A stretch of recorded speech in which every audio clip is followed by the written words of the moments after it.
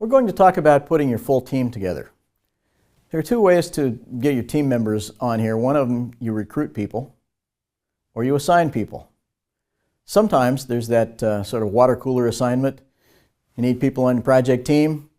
Just walk down the hallway and grab who's ever standing around and looks like they're not doing much. Those people may or may not want to be on your team. They may or may not want to see a successful outcome to the project. It's always best to have people on the project team that want to see a successful outcome to this, that want to work on the team. So we ask people, this is the project we're working on. We need somebody out of this group to work on this project. Is there anyone in this group, because you have the expertise to do this part of the project we need, is there anybody in this group that would like to work on this project?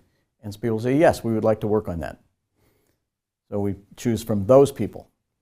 You also have to work with their functional managers, because a lot of these people have bosses that's not you. Typically, as project managers, we don't have any direct authority over anybody on our project teams.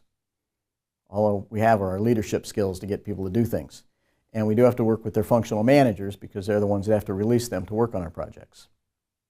We might have a kickoff meeting initially where we bring everybody together to say, okay, this is the project we're going to work on. There's one group that does this on a regular basis. They typically have projects that last about 2 years in length, and they'll have somebody from the United States, somebody from Europe, they'll have somebody from Canada, and they'll have somebody from the Pacific Rim that will be on the project team.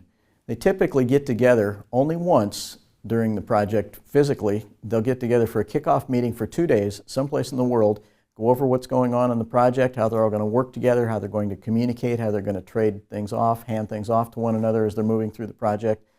And then they typically use video conferencing and a lot of telephone conferences along the way as well, but a lot of video conferencing. But they'll have a face-to-face kickoff meeting. And we can, just introduce all the team members, let them see each other, get to know each other, clarify the project, answer any questions along the way, any kind of work we need to do to get this project kicked off. We can do that up front. Now we're going to add resources. The best way to put resources on your project is by looking at three things that will come into play here. One is, can the person do this task? Will they do this task? And are they available during the time frame when we need this task done? So if we look at this project, we're going to do a little bit of work in our house. We're going to remodel the bathroom. And we've laid out all the tasks that we need to have done, and we've assigned people on here because these people, yes, can do this, and they've all said, yeah, we'd be happy to work on this project. But we got a little premature. We assigned them before we laid out our schedule, and all of a sudden when we look at it, we find, uh-oh, we double scheduled people in a few places.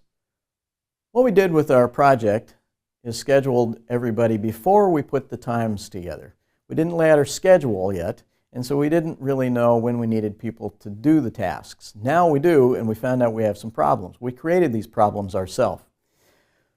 We found out now that all of a sudden we have the plumber scheduled in 2 places at the same time, Sue scheduled in 2 places at the same time, Kaz scheduled in 2 places at the same time. What we have to do when we have our project laid out and our resources assigned is we have to make sure we don't have these problems, and if we find them, then we just fix them. So find the problems and then fix them. Ideally, we don't have any of these, but when we do, which we will, we fix them, and there's a number of ways to do that. Plumber, for example.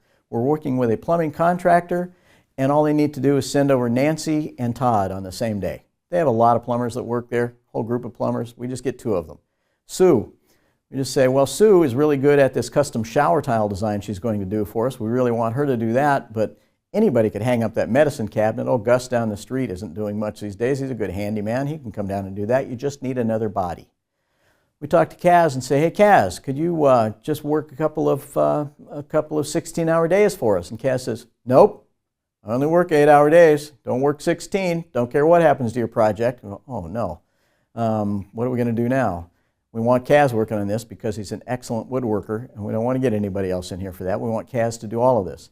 So we just say, well, Kaz, we can just extend the completion date of the project. Get one part of it done, and then just work on the other part, and we'll just extend the completion date of the project. So fix these things any way you can. Find them and fix them. When we talk about putting people on the project, we're going to talk about who is going to do what, and there's a responsibility assignment matrix, an RAM, or a RACI chart. You typically hear this called a RACI chart. And this comes from the Project Management Institute. It has the person, and it has the activity, and then it has different kinds of things that people will do. Who's responsible for this? Who's accountable? Who do we have to consult? And who do we have to inform? And here's an example of one of these things filled out. So here are all the different activities. Here are all the people across the top.